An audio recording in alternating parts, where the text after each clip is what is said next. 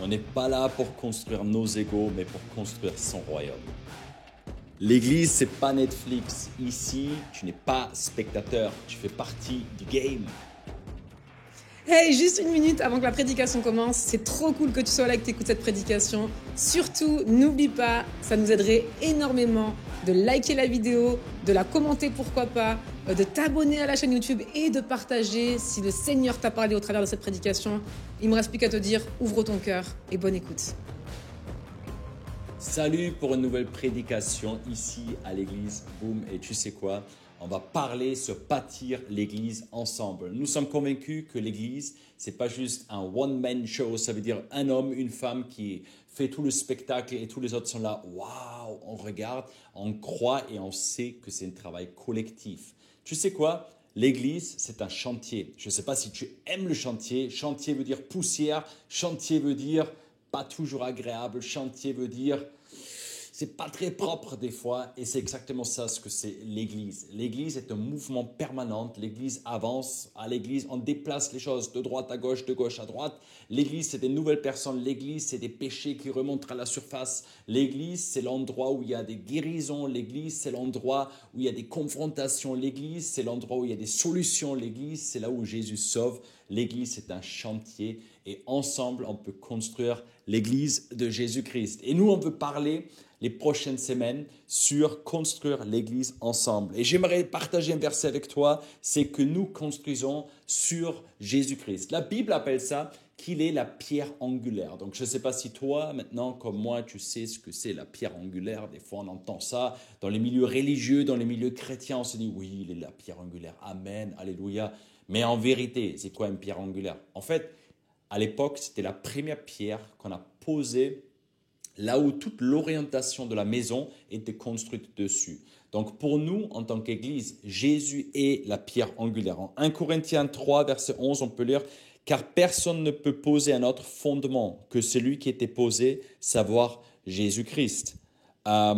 Et en 1 Pierre 2, verset 7, il y a marqué « La pierre qu'on rejette, ceux qui bâtissent est devenue la pierre de l'angle, la pierre angulaire. » Ça veut dire pour nous, ce qui est important, on ne construit pas sur nos émotions, on ne construit pas sur nos propres préférences, on ne construit pas juste sur nos envies, sur nos philosophies, sur nos échecs comme sur nos succès. On construit sur Jésus-Christ. Si tu veux construire ta vie solidement, construis sur les fondements de Jésus-Christ. Parce que sinon, ta vie ne va pas tenir debout. Et nous, en tant qu'Église, on ne veut pas construire une Église qui est basée sur nos expériences du passé, sur nos blessures, sur nos échecs, sur nos déceptions, sur nos cicatrices.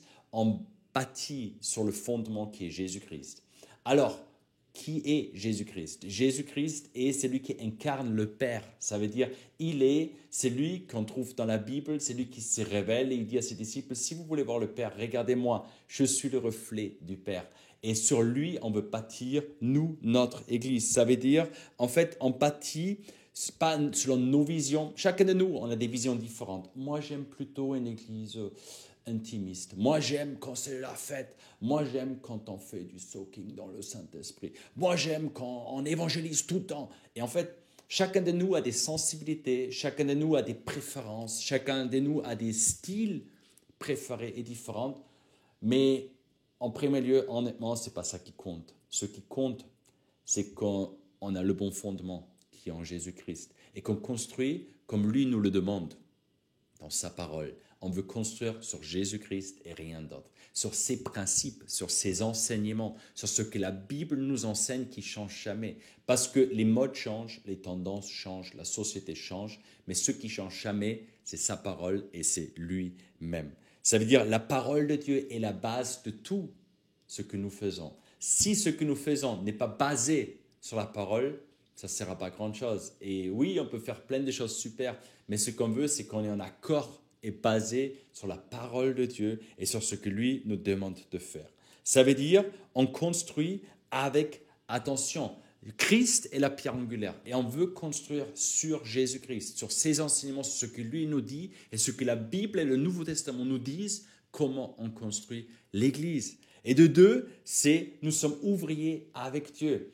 On a dit, ok, ici on n'est pas Netflix, ici il n'y a pas de spectateurs, chacun fait partie du game. Mais tu sais quoi? J'aime trop ce qui est marqué dans la Bible en 1 Corinthiens 3, verset 9. Il y a marqué, car nous sommes ouvriers avec Dieu, vous êtes le champ de Dieu, édifice de Dieu. Car nous sommes ouvriers avec Dieu.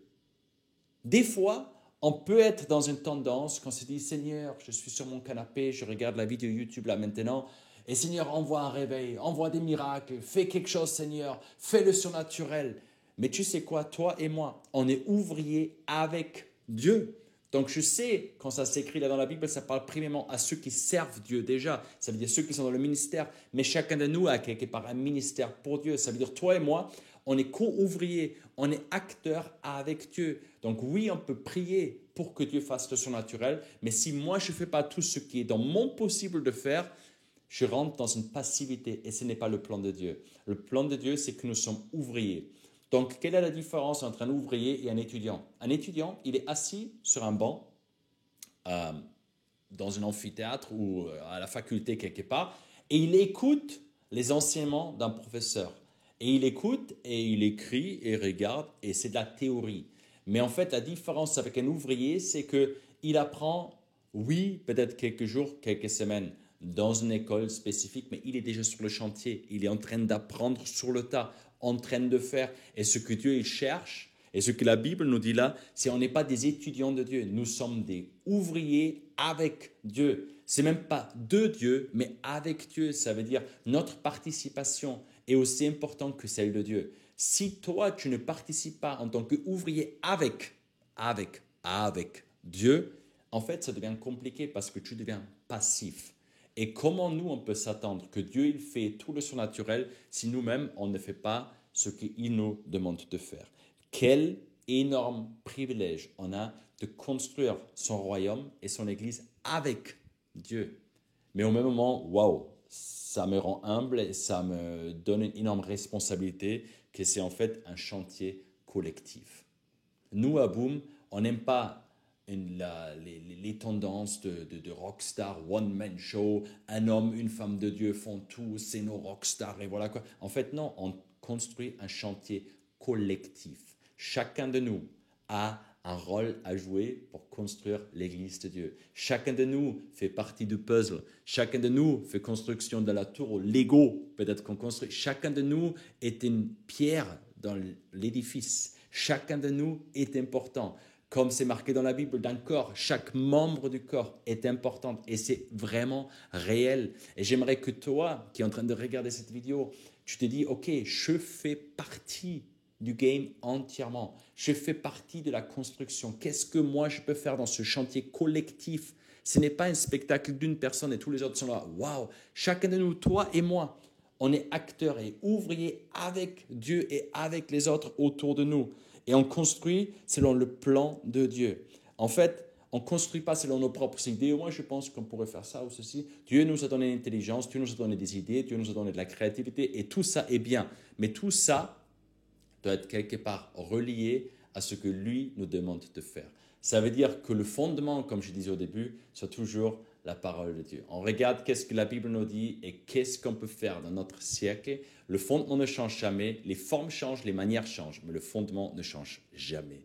Et toi et moi, on peut bâtir ensemble l'Église. Ça veut dire un énorme chantier collectif. Donc, quel est notre rôle en tant qu'ouvrier de Dieu? J'aime trop ce qui est marqué en 1 Corinthiens 3, verset 10, où il est marqué « Selon la grâce de Dieu qui m'a été donnée, j'ai posé le fondement comme un sage architecte. Et un autre a bâti dessus, mais que chacun prenne garde à la manière dont il a bâti. » Ça veut dire être ouvrier de Dieu implique une collaboration active. Là, il dit que lui, il a posé un fondement. C'est un appel apostolique. Comme un architecte, il a créé le fondement. Mais il y a quelqu'un d'autre qui a bâti par-dessus. Ça veut dire, il n'y a pas de hiérarchie quelque part de rockstar, de superstar dans le royaume de Dieu. Les apôtres, c'est les meilleurs. Les prophètes, c'est les meilleurs. Les évangélistes, c'est les meilleurs. Les bergers, c'est les meilleurs. Les enseignants, c'est les meilleurs. En fait, la richesse réside dans la complémentarité. C'est uniquement quand on a compris qu'ensemble, on bâtit le chantier, l'église de Dieu, qu'on peut réussir. Et Jésus même, il dit, je bâtirai mon église. Ça veut dire, Jésus veut bâtir son église avec toi et avec moi. Et chacun est là important dedans. Ça veut dire que qu'est-ce qu'on ferait dans l'église avec un grand E, l'église universelle, sans les apôtres? On n'aurait plus aucune implantation d'église. Qu'est-ce qu'on ferait sans tous les prophètes? On n'aurait plus des voix qui parlent clair, des valeurs du royaume de Dieu. Qu'est-ce qu'on ferait sans des enseignants? On n'aurait plus en profondeur qu'est-ce que la parole a comme richesse et à les découvrir, être enracinés de plus en plus profonde. Qu'est-ce qu'on ferait sans les bergers?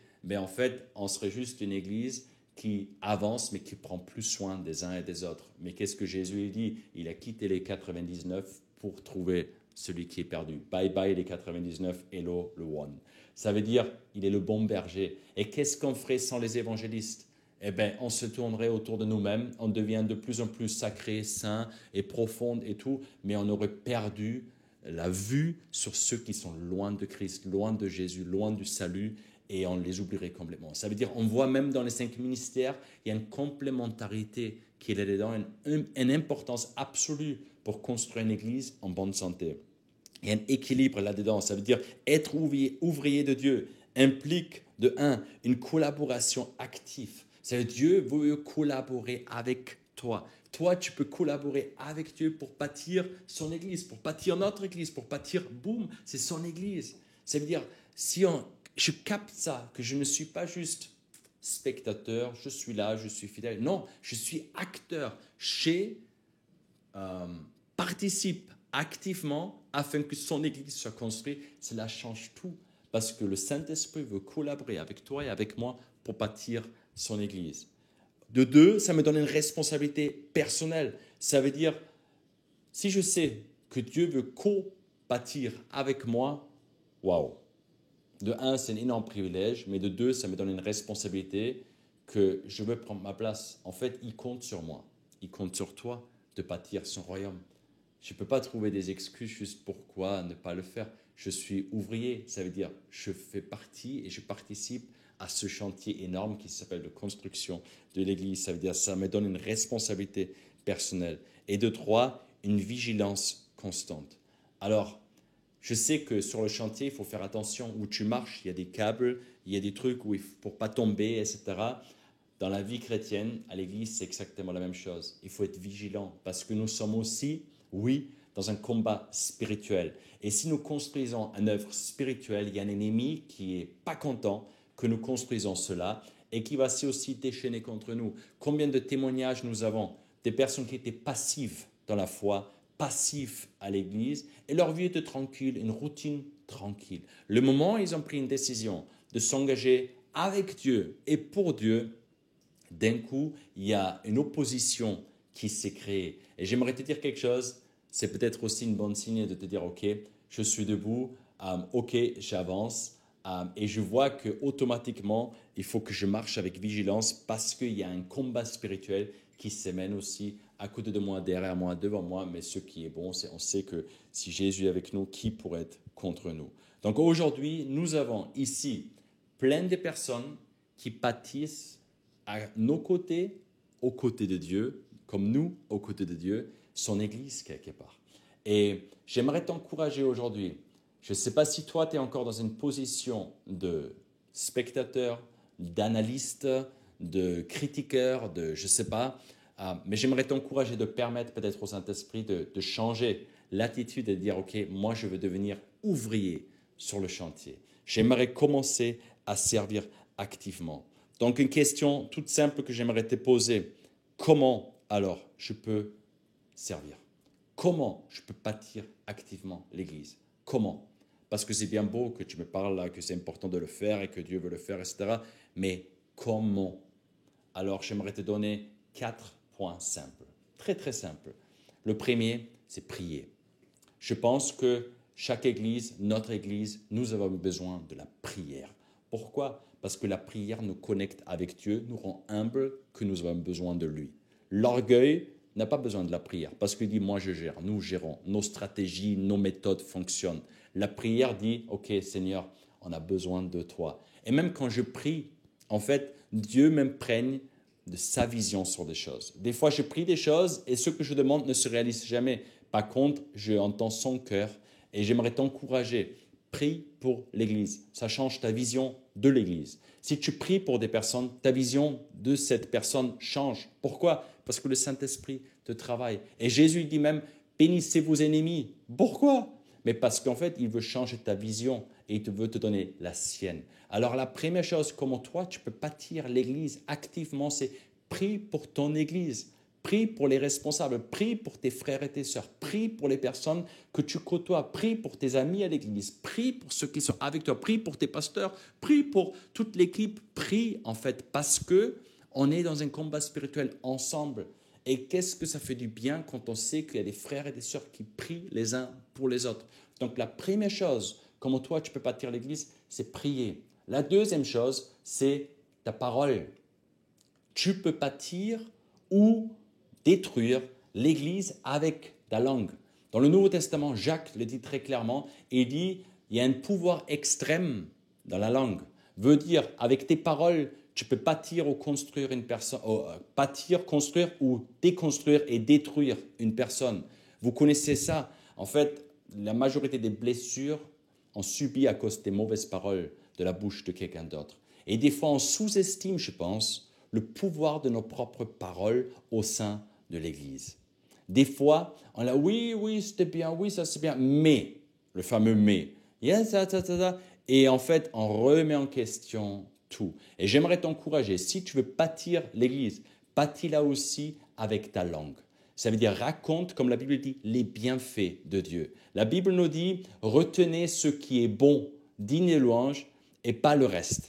Des fois, on se dit, retenez tout ce qui est mauvais. Des fois, dans chaque église, dans notre église, il y a des choses qui ne tournent pas rond. Il y a des choses où il y a des relations un peu compliquées des fois. Il y a des choses où c'est un chantier. Et tu sais quoi, quand tu te concentres uniquement sur ça, en fait, tu n'es pas concentré sur la bonne chose.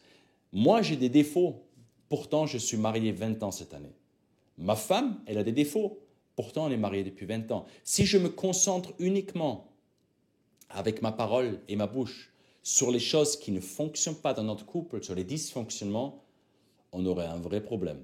Mais tu sais quoi, on ne se concentre pas sur ça. On se concentre sur ce qui marche bien et on s'élève et on s'encourage. Et c'est exactement la même chose à l'église.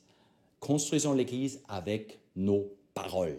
Que nos paroles construisent l'église. La troisième chose, c'est avec nos finances. Oui, avec nos finances, nous pouvons bâtir l'église. Des fois, on dit oui, ça c'est un truc à côté. Non, c'est aussi spirituel que de prier, que de parler. C'est de financer en fait le royaume de Dieu. Et comme on le voit dans la Bible, le prémisse de tout, la première chose, mise à part pour Dieu, on peut avec nos finances œuvrer pour que l'église soit construite. Ce n'est pas quelque chose d'anodin, ce n'est pas quelque chose d'à côté, c'est aussi spirituel. La première chose que le roi Josias, ce qu'il a fait dans l'Ancien Testament, la première chose de son règne, il a dit « Allez dans le temple et comptez combien l'argent est dans la caisse. » Avec l'argent qui était dans la caisse, il dit « Avec cet argent-là, reconstruisez le temple de Dieu. » En fait, ça a exprimé un cœur. C'est la première chose qui compte, c'est reconstruire son temple.